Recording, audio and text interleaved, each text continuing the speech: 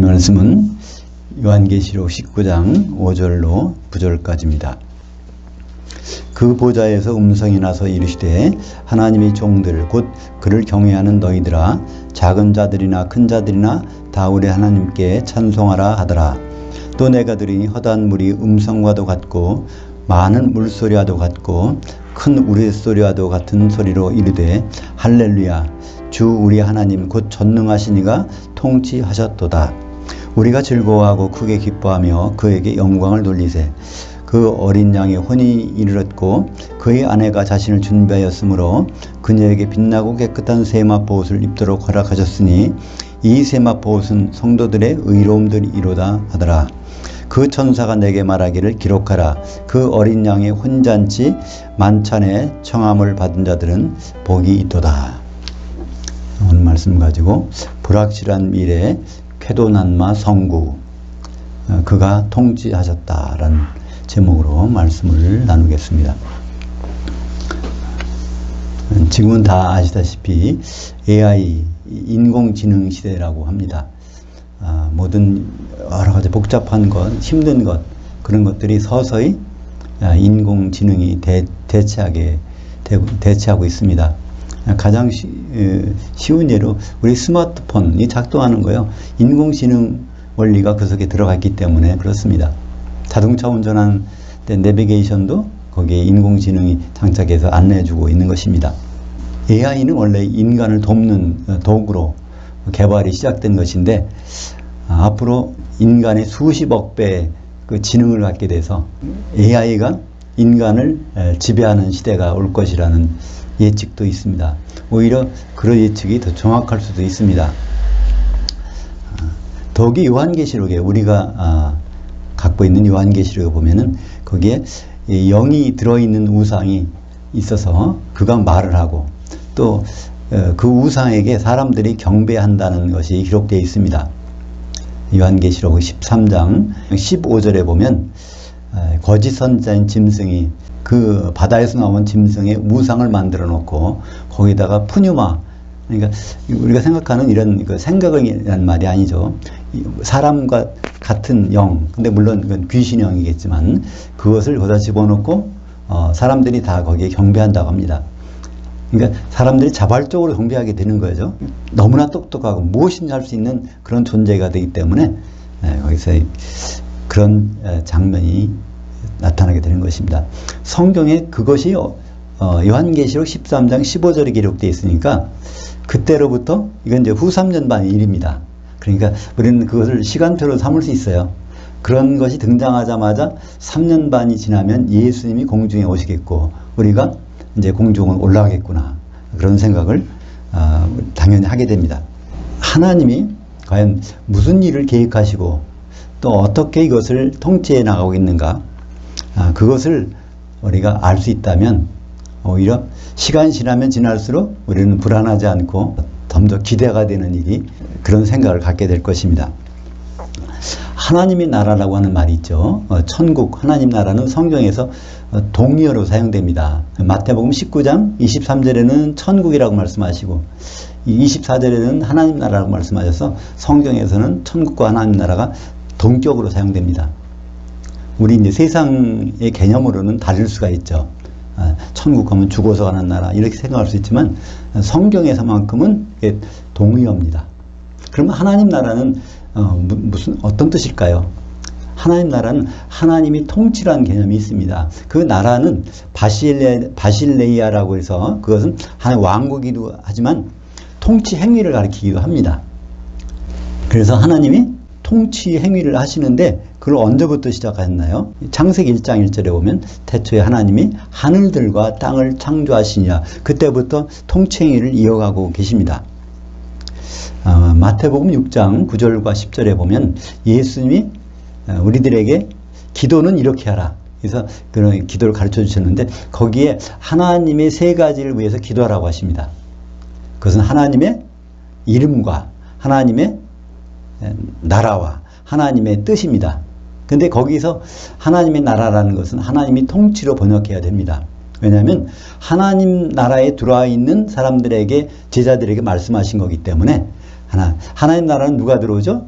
이제 거듭난 사람이 들어오는데 그 하나님 나라에 들어오는 사람한테 이렇게 기도하라고 하니까 그것은 하나님의 나라가 들어오라는, 하나님 나라가 이루어지라는 얘기가 아니라 하나님의 통치가 임하시기를 기도하라는 것입니다. 그러니까 하나님의 이름과 하나님의 통치와 하나님의 뜻입니다. 그러니까 이름이라는 것도 하나님의 이름은 뭐죠? 그것은 성경에 나오는 이름 한 가지밖에 없습니다. 다른 건 별명이에요.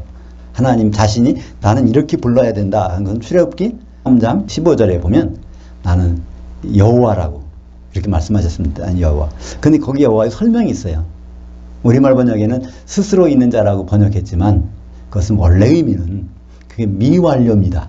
그러니까 하야란 동사의 미완료를 써서 에흐예, 아쉐르 에흐예. 이것은 지금까지 이렇게 되게 하셨던 분이 앞으로 어떤 일을 되게 하실 거야. 그런 이름이 여호와 하나님의 이름 속에 들어가 계신 것입니다. 그러니까 여호와 하나님의 그 이름은 통치자라는 뜻입니다. 무엇을 통치하고 계신다. 그 두 번째, 나라라는 것은 통치라고 그랬죠. 그 통치가 한 시간 한 시간 마지막 완결될 때까지 그 통치가 이루어지는 것이고, 그 다음에 세 번째는 그분의 뜻입니다. 근데 뜻이 어디서 이루어졌어요? 하늘에서 이루는 것처럼 땅에서도 이루어지다. 그때 하늘이라는 건 단수의 하늘이니까 셋째 하늘입니다. 천지창조를 하신 하늘은, 이건 하늘들 쌍수입니다. 그러니까 쌍수가 있기 전에, 쌍수의 하늘이 있기 전에, 천지창조가 있기 전에 하늘은 셋째 하늘. 거기서 무슨 일이 있었다고요? 거기서 뜻이 세워졌다는 거예요. 그 뜻이 어디에서 이루어질까요? 땅에서 이루어진다고 하십니다. 근데 예수님이 말씀하신 주기도문은 마태복음 6장이잖아요. 근데 마태복음 6장은 마태복음 5장, 6장, 7장 한꺼번에 묶여있는 그 장입니다. 다시 말해서 산상수훈이라고 하죠. 제자들을 데리고 산에 올라가서 거기서 천국 백성, 하나님 나라에서 해야 될 일을 말씀하신 것입니다. 그때 땅은 교회죠. 왜냐하면 마태복음 5장 5절에 온유한 자들은 복이 있나니 그들이 그 땅을 기업으로 받을 것이며 이렇게 말씀하시고, 그 땅에 대해서 6장의 주기도문에서 말씀하신 것입니다. 그 온유한 자가 받는 기업, 온유한 자라는 것은 무슨 뜻인가요? 길들여져 있는 자, 하나님 말씀에 순종하는 자입니다. 믿음이 있는 자죠. 그 사람들은 받을 기업이 있다는 것입니다. 기업은 하나님 기업은 없어지지 않는 거니까 그것은 끝까지 가는 거, 교회를 말씀하신 것이죠. 요한계시록에도 땅은 대부분 교회를 말씀하고 계십니다. 하나님은 창세전에, 그러니까 그 하나님이 셋째 하늘에서 이루신 뜻을 바로 우리는 에베소서에서 발견할 수 있는데요. 그 창세전에, 천지창조전에 세우신 뜻이 있는데 그것은 어떤 뜻이라고 되냐면 에베소서 1장 4절과 5절에 나와 있습니다. 곧 창세전에 그리스도 안에서 우리를 택하사 우리로 사랑 안에서 그의 앞에 거룩하고 흠이 없게 하시려고 그의 뜻이 기쁘심대로 우리를 예정하사 그 예수 그리스도로 말미암아 자기의 아들들이 되게 하셨으니. 그래서 천지창조 전에 예수를 그리스도로 만들어서 피 흘리게 하셔서 그 피로 하나님의 아들들을 삼으시는 것이 언제 세워졌다고요? 창세전에 세워졌다는 것입니다. 그러니까 그리스도로 안에서 계획을 세우시고 그리스도로 말미암아 예수님께서 십자가에 달려서 독생대로 죽으시고 맏아들로 부활하심으로 말미암아 하나님의 아들을 세우실 계획이 창세전에 있었다는 것입니다. 그러면 하나님은 왜 자녀를 삼으시고 싶어 하실까요? 왜 아들들을 삼으시고 싶어 하실까요? 그것이 에베소서 1장 6절에 나옵니다. 거기에는 왜냐하면 이라는 접속사가 붙어 있습니다. 우리말 번역에는 그것이 빠져 있지만 하나님의 아들들 삼으시려고 하는 그 이유가 뭐냐 하면 이런 뜻입니다. 에베소서 1장 6절, 이는 그가 사랑하시는 자 예수님이죠. 안에서 우리에게 거저 주시는 바 그의 은혜의 영광을 찬송하게 하려는 것이다. 그 은혜의 영광을 찬송하기 위해서 하나님은 예수님을 보내서 많은 사람들을 아들들로 삼으시는 것입니다. 그렇다면 여기에 은혜는 무슨 말일까요? 은혜는 쉽게 말해서 선물이라는 뜻입니다. 우리의 노력이 대가가 아닙니다. 하나님이 일방적으로 만들어주신 것이죠. 우리가 하나님이 자녀 되는 것은 우리가 열심히 노력해서 거룩한 생활에서 자녀의 자격을 얻을까요? 그렇지 않습니다. 순전히 예수님의 공로입니다. 예수님이 독생자로 죽으시고 하나님이 집안에 아들이 없어졌어요. 그 다음에 땅속에 들어갔다 나오는데 많은 아들을 이끌고 나온다 하니까 그분이 많은 아들의 티오를 만들어 놓으신 것입니다. 그러니까 우리는 예수 그리스도의 피로 말미암아 하나님의 아들들이 된 것이지 아들들이 되었다는 것은 우리의 목표가 아닙니다. 하나님 목표도 아니에요. 그죠? 많은 사람들은 그럽니다. 많은 세상 사람들이 죽어가고 있는데 빨리 예수 믿고 구원받아서 하나님 자녀가 돼야지. 이것을 전파한다고 합니다. 그걸 전도라고 하죠. 그것은 복음이 아닙니다. 복음은 바로 하나님의 궁극적 목적이 달성되는데 우리가 어떤 역할을 했느냐 그걸 말하는 것이 복음이죠. 예수님이 그렇게 많은 아들, 그러니까 하나님의 아들은 예수님 편에서 보면 형제들입니다. 이 형제들을 삼으신 목적이 무엇일까요? 예수님은 그걸 직접 말씀하셨습니다. 히브리서 2장 11절에 우리가 먼저 그 은혜에 대해서 살펴볼까요? 우리가 어떤 은혜를 받았는가 하면 2장 11절에 거룩하게 하시는 이와 예수님과 거룩하게 함을 입은 자들이 성도들이 다 한 근원에서 난지라 그러므로 형제들이라 부르시기를 부끄러워 아니하시고. 그러니까 이 형제들을 많이 삼으셔서 예수님의 꿈이 이루어질 것입니다. 그 꿈이 바로 히브리서 2장 12절에 나오죠. 이르시되 내가 주의 이름을 내 형제들에게 선포하고 내가 주를 교회 한가운데서 찬송하리라 하셨으며. 예수님의 첫째 일은 형제 삼는 거예요. 두 번째는 형제들을 교회 만들어서 그 가운데서 하나님을 영광을 찬송하는 것입니다. 오늘 읽은 본문에 바로 그 역사적인 장면이 나오는 것입니다. 이것은 요한계시록에서 한번 그 중간에 자세한 내용을 소개한 장면도 있긴 있어요. 그죠? 요한계시록 19장 가기 전에 요한계시록 15장 2절과 3절에 보면 거기에 불 섞인 유리바다가 있는데 그 위에서 찬송하는 사람들이 생긴 거예요. 그게 누구죠? 거기에서 짐승과 우상과 우상의 표를 이기고 벗어난 이기는 자들이 흰 옷을 입고 그 위에 서서 모세의 노래, 어린 양의 노래를 부르더라. 그러니까 모세의 노래라는 건 다시 말해서 출애굽기 15장이 나오는 그 때힐라, 할렐루야의 찬송입니다. 어린 양의 노래는 바로 어린 양 혼인식 때 부를 할렐루야 찬송입니다. 그 할렐루야 찬송을 부르는 장면이 계시록 15장에는 그 장면을 만약에 그림으로 그린다면 그러니까 굉장히 무시무시기도 하고 영광스럽게 할 거예요. 불 섞인 유리바다에는 많은 성도, 기름을 준비한 성도들이 다 떨어져서 1000년 동안 고통을 당하고 있는데 그 위에서 공중에서 하나님을 찬송한 할렐루야를 부르고 있는 장면을 거기서 설명하고 있습니다. 그것이 이제 오늘 요한계시록 19장의 본문에 그 가사가 나오는 것이 찬송의 가사가 나오고 있는 것이죠. 그래서 주님은 형제들에게 이제 이렇게 찬송하라 명령하실 것입니다. 그러면 주님은 거기 성도들은 주님과 더불어 화답하는 찬송이 나오죠. 그것이 요한계시록 19장 5절입니다. 다시 한번 볼까요? 그 보좌에서 음성이 나서 이르시되 하나님이 종들 곧 그를 경외하는 너희들아 작은 자들이나 큰 자들이나 다 우리 하나님께 찬송하라. 이것은 여기 누가 말했다는 말은 성경에 안 나왔어요. 근데 여기에는 그 보좌에서 그 보좌에는 바로 전능하신 어린 양이고 앉아 계신 보좌에서, 그러니까 예수님 하신 말씀입니다. 예수님이 누구에게 말씀하신 거예요? 너희들아, 바로 성도들에게 말씀하신 것입니다. 히브리서 2장 12절에 나오는 형제들에게 선포하는 거예요, 이 말씀. 그리고 그 형제들을 통해서 하나님께 그 교회 가운데서 찬송하는 그 모습이 거기에 6절부터 7절, 6.7절, 8절까지가 성도들의 화답하는 찬송입니다. 6절을 한번 보죠. 또 내가 들으니 허다한 무리의 음성과도 같고, 그러니까 흰옷 입은 이긴 자들이니까 맑은 물소리와도 많은 물소리와도 같고 큰 우레소리와도 같은 소리로 이르되 할렐루야 우리 주 우리 하나님 곧 전능하시니가 통치하셨도다. 이것은 누구의 찬송이라고요? 성도들의 찬송.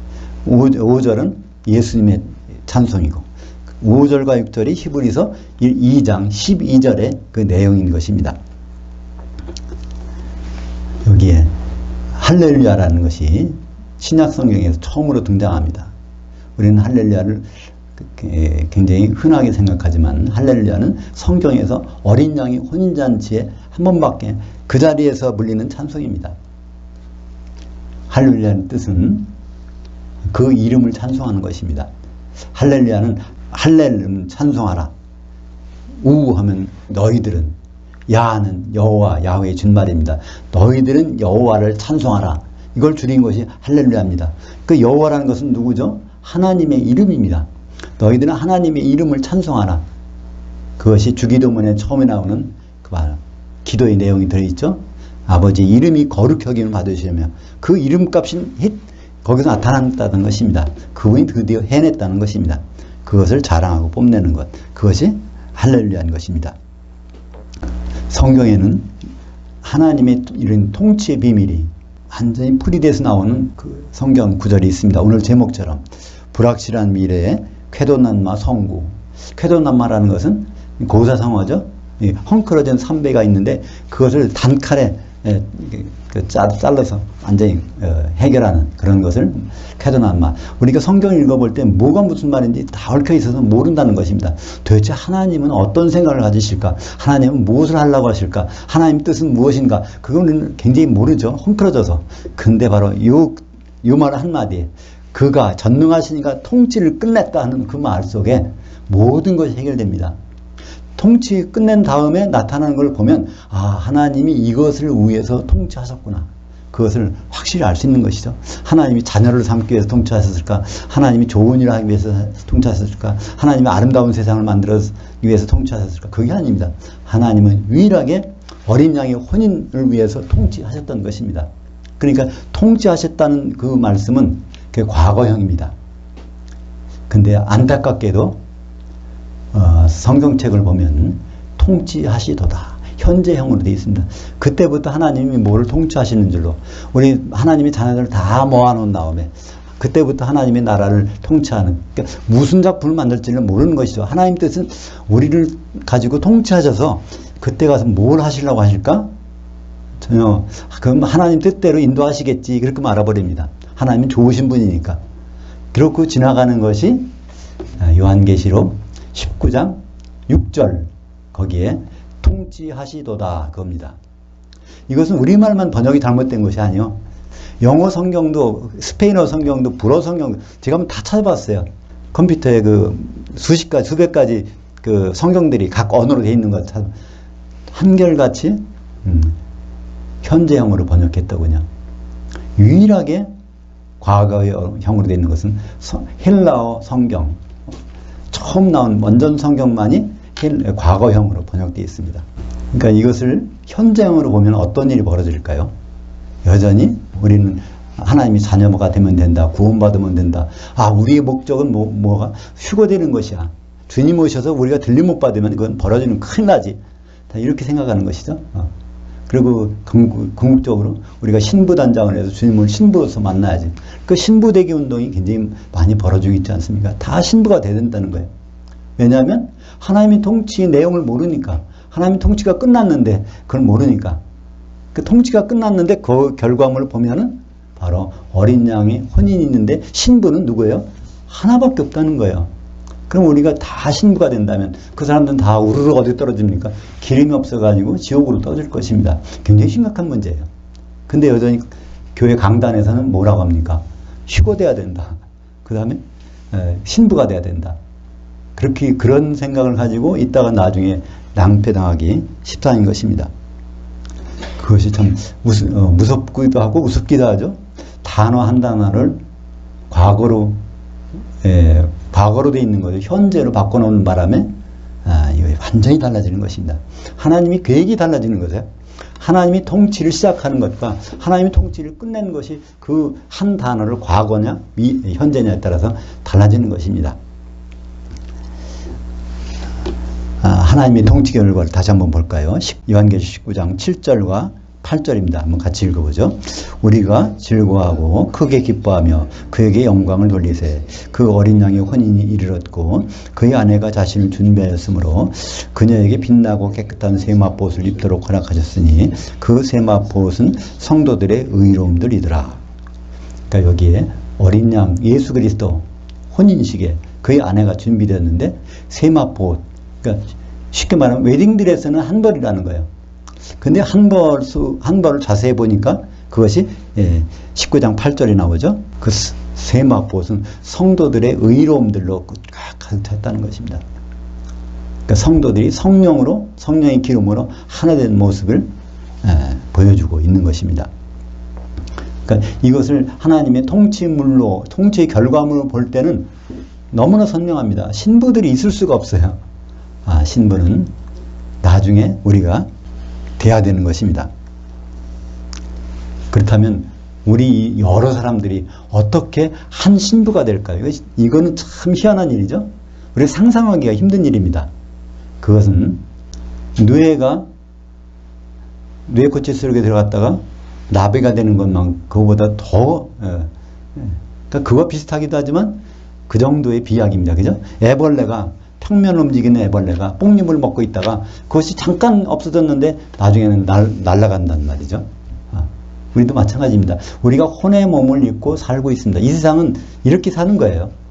그리고 이렇게 살다가 죽을 것입니다. 누구든지 언제 죽느냐의 차이뿐이지 다 죽습니다. 근데 죽은 다음에 예수님 오실 때 부활할 때는 완전히 이런 몸은 언제간데 없습니다. 영의 몸을 입고 주님을 만나게 되는데 그때 사건이 벌어집니다. 그때 사건을 예수님은 마태복음 9장 15절에 자세히 설명해 주셨어요. 물론 여기에도 번역에 오류가 있지만 한번 보겠습니다. 마태복음 9장 15절 예수께서 그들에게 이르시되 신부실 아들들이 신랑과 함께 있을 동안에 슬퍼할 수 있느냐? 그러나 신랑을 빼앗길 날이 이르리니 그때는 금식할 것이니라. 예수님이 이렇게 마태복음에서는 자기를 하시는 신랑으로 많이 나타내요. 마태복음 25장에도 신랑, 여기도 마태복음 9장에도 신랑, 또 마태복음 22장에도 혼인집의 신랑, 이렇게 예수님은 자기 자신을 신랑이라고 계속 강조하시는데 이때 여기서 신부실 아들들이라고, 그러니까 신부실 아들들이라니까 우리는 금방 이해가 가지만 신부실 아들들이라는 말은 어느 번역에도 없습니다. 성경책에 그런 게 어디 있어요? 개역개정에도 없고 킹제임스에도 없습니다. 흠정역에도 그렇게 안 돼 있어요. 혼인집에 손님들이라고 번역했죠. 흠정역에는 거기에 뭐 아이들이라고 번역했, 그 차이지만 그것은 하나님의 아들들이 신부실에 있다는 얘기입니다. 그것은 공중에 마련된 신부실에 우리는 거기 들어갈 것입니다. 근데 그 아들들 중에서 신랑을 뺏길 자가 있다는 것입니다. 그런 자는 금식한다. 금식이 아니라 먹지 못한다는 것이죠. 우리는 음식만 안 먹는 게 아니라 말씀도 못 먹어요. 이 주님과 영원히 결별하는 시간이 1000년 동안 벌어진다는 것입니다. 그래서 마태복음 10장에 가서 다시 한번 주님은 이 말씀을 들은 제자들에게 곧 상대방 제자들에게 다시 한번 반복해서 이와 비슷한 말씀하십니다. 마태복음 10장 28절 볼까요? 몸은 죽여도 혼은 능히 죽이지 못하는 자들을 두려워하지 말고 오직 몸과 혼을 능히 지옥에 멸하실 수 있는 일을 두려워하라. 앞에 나오는 몸은 이건 혼의 몸, 우리가 이 세상 사는 몸입니다. 이것을 죽이는 존재가 있다는 거예요. 병 주고 심지어 죽이고 하는 것은 마귀와 귀신들입니다. 아무리 AI가 발달된다고 해도 결국은 이 분야에 속합니다. 우리의 육신의 몸에 해당되는 것은 AI가 도와주는 것이에요. 그러나 나중에 주님을 만나는 몸은 영의 몸입니다. 고린도전서 5장 15장 44절에 혼의 몸이 있은즉 영의 몸이 있느니라. 혼의 몸으로 죽고 나중에 영의 몸으로 살아난다고 분명히 말씀하셨는데 그 영의 몸을 입고 그 혼과 같이 나아갔을 때 지옥 보내시는 일을 조심하라. 이건 누구한테 하는 말씀이죠? 그러니까 영의 몸으로 갈아입고 바로 주님을 만나는 사람도 누굽니까? 예수 믿는 사람들입니다. 예수 믿는 사람들을 지옥 보낼 거를 너희는 조심하라. 두려워라. 이렇게 말씀하십니다. 이건 참 심각한 일입니다. 그죠? 그냥 한번 듣고 지나갈 얘기가 아닙니다. 이것은 아주 곱씹어서 생각해도 절대 후회할 일이 아닌 것이죠. 그래서 이런 말씀을 계속 반복하시는데 주의 날 성도들은 모두 다 휴거됩니다. 고린도후서 5장 10절 우리가 다 반드시 그리스도 신방 내 앞에 나타나게 돼요. 그러니까 거기 강조되어 있어요. 우리가 다 반드시. 성도들은 누구나 휴거가 됩니다. 안 되는 성도는 아무도 없어요. 교회 다니는 사람은 다 휴거됩니다. 휴거가 안 된다고 걱정할 필요 없습니다. 그러나 휴거된 다음에가 문제입니다. 거기서 어떻게 되느냐. 그것이 마태복음 25장 10절 보실까요? 그들이 살아가는 사이에 신랑이 오므로 준비했던 자들은 함께 혼인잔치에 들어가고 문은 닫힌지라. 여기에 열처녀의 비유입니다. 다 신랑을 기다렸어요. 어떻게? 등을 들고 기다렸다는 거예요. 등을 들고 신랑을 기다리는 사람들은 기독교인입니다. 기독교인 중에서 이런 일이 벌어진다는 것입니다. 거기에 준비됐던 자들은 혼인잔치에 들어가고 기름을 준비한 자들은 혼인잔치에 들어가는데 그 혼인잔치에 거기에는 복수로 사용되어 있습니다. 혼인잔치들에 들어가고 그러니까 기름을 준비한 자나 기름을 준비하는 자나 다 혼인잔치에 갑니다. 근데 혼인잔치는 두 번 있는 것이죠. 마태복음 22장 4절에 혼인잔치 점심, 오찬이란 말이 나옵니다. 그때는 모든 길거리 나가서 만나는 사람마다 다 데리고 오라. 그래서 혼인잔치 참여하는 것. 모든 기독교인이 혼인잔치 참여하는 것은 혼인잔치의 오찬입니다. 그거를 아리스톤이라고 그러죠. 아리스톤이라는 헬라어로 씁니다. 아리스톤에는 다 참여하는데 기름을 준비한 자들은 저녁의 만찬, 데이프논까지 다 거기에 들어가고 기름을 준비하는 자들은 아리스톤에서 끝나게 됩니다. 런치에서 끝난다는 거예요. 디너에는 못 들어가고. 그것이 기독교인에게는 반드시 나타날 운명입니다. 마태복음 22장 13절에 이제 그 부분. 예복을 안 입고 만찬에 들어갈 수는 없습니다. 세마포 옷을 입어야 되는 것입니다. 마태복음 25장 46절에 그들은 영벌에 의인들은 영생에 들어가리라. 그들은 누굽니까? 여기서 염소들. 그러니까 기름을 준비하는 자들은 염소들이라고 표현하고 있어요. 그들은 영벌에, 영벌이라는 뜻은 한 시대의 벌이라고 되어 있으니까 아이오니우스, 그러니까 1000년 동안 지옥에 들어가 있는 것입니다. 기독교인이 1000년 동안 지옥에 들어간다는 게 말이 되겠습니까? 근데 그게 성경의 기록이에요. 기독교인인데 1000년 동안 지옥에서 들어가 있다는 것입니다. 근데 의인들은, 양들은, 기름을 준비한 자들은 1000년 동안 삶에 예수님과 함께 사는 것이니까 천년왕국에 들어가는 것입니다. 앞으로 AI가 말을 하고 사람들에게 경배받을 날이 올 것입니다. 그것은 자발적으로 그럴 일이 벌어진다는 거예요. 워낙 똑똑하면 AI라는 존재가 사람 몸을 입고 지금도 그거 나와 있죠. 소피아라는, 그러니까 여자 몸을 입고서 나온 소피아, 인공 로봇인데 그것이 말도 합니다. 대화도 해요. 근데 앞으로 이 발전되면 똑같이 사람보다 훨씬 능력 있게 그런 말을 할 것입니다. 그러니까 이 세상의 지구의 문제, 환경 문제, 뭐 기근 문제, 그걸 다 해결해 줄 거예요. 사람이 일하는 것보다 훨씬 많이 일하고 빨리 일하고 그런 거 할 수 있으니까. 그럼 사람들이 경배하지 말라고도 경배할 수가 있을 것입니다. 근데 놀랍게도 그것이 요한계시록 13장 어디에 나온다고요? 15절에 나오고 있어요. 그러니까 그 표를 받는 자는 다 안 받으면 매매를 못 한다는 거니까 상거래를 못 하는 거예요. 근데 그 표를 다 받고 다 먹고 사는데 문제가 없으니까 그런 때가 오면 우리는 생각할 수 있습니다. 아, 지금이 후 3년 반이지? 길어야 3년 반 있으면 주님이 오시겠구나. 그러니까 그것을 무서워서 두려워서 하는 마음으로 받아들일 필요가 없습니다. 그죠? 주님이 문 밖에서 기다리고 계신다는 그런 사인으로 받아들이면 우리는 생각이 달라질 것입니다. 한 세마포 옷을 함께 입은 우리 기름을 준비한 성도들, 혼인잔치 만찬에서 신랑과 같이 있다가 1000년 동안 왕노릇하는 요한계시록 20장 6절에 나오는 1000년, 첫째 부활에 참여한 자들이 바로 기름을 준비한 자들입니다. 첫째 부활이라는 뜻은 첫 번째로 부활했다는 뜻이 절대로 아닙니다. 제일 좋은 부활. 그럼 나쁜 부활도 있나요? 있습니다. 바울은 말했죠. 빌립보서 3장 11절에 나는 어찌하든지 특급 부활에 들어가려고 한다. 나를 본받으라. 그래서 특급 부활이라는 것은 부활해서 휴거된 다음에 다시 지옥에 안 떨어지는 부활. 그것이 특급 부활이고 첫째 부활입니다. 그 말은 성경에 너무나 많이 있어요. 어디든지 많이 있는데 특별히 데살로니가 후서 1장 10절에 보면 그날에 그가 강림하사 그의 성도들에게 영광을 받으시고 모든 믿는 자들에게는 놀랍게 여김을 얻으시리니. 예수님이 재림하실 때 성도들에게도 영광 받지만 할렐루야 찬송을 받지만 신자에게는 깜짝 놀랄 일이 생긴다는 거예요. 아, 우리는 왜 지옥 가야 될까? 그런 놀라운 일이 생긴다는 것입니다. 어느 날에? 그날에, 강림하시는 날에.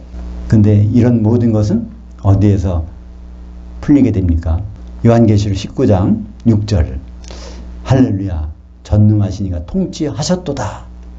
통치하신 결과물이 한 신부이다. 그러니까 한 신부가 되지 아니하면 우리가 어떤 운명에 들어갈지는 다 알게 되는 것입니다. 통치하시도다가 아니고 전능하시니가 통치하셨도다. 기도하시겠습니다. 하나님 아버지 감사를 드립니다. 우리는 한치 앞을 내다볼 수 없는 그런 불확실성한 시대에 살고 있습니다. 심지어 두렵기까지도 하는 그런 세대가 우리 앞에 시대가 놓여 있지만 우리가 하나님의 통치하심을 잘 알고 통치의 목적과 결과를 볼 때 감사합니다. 하나님이 우리에게 예비하신 그 길을 우리가 믿음으로 잘 통과할 수 있도록 인도하여 주시옵소서. 예수님 이름으로 기도합니다. 아멘.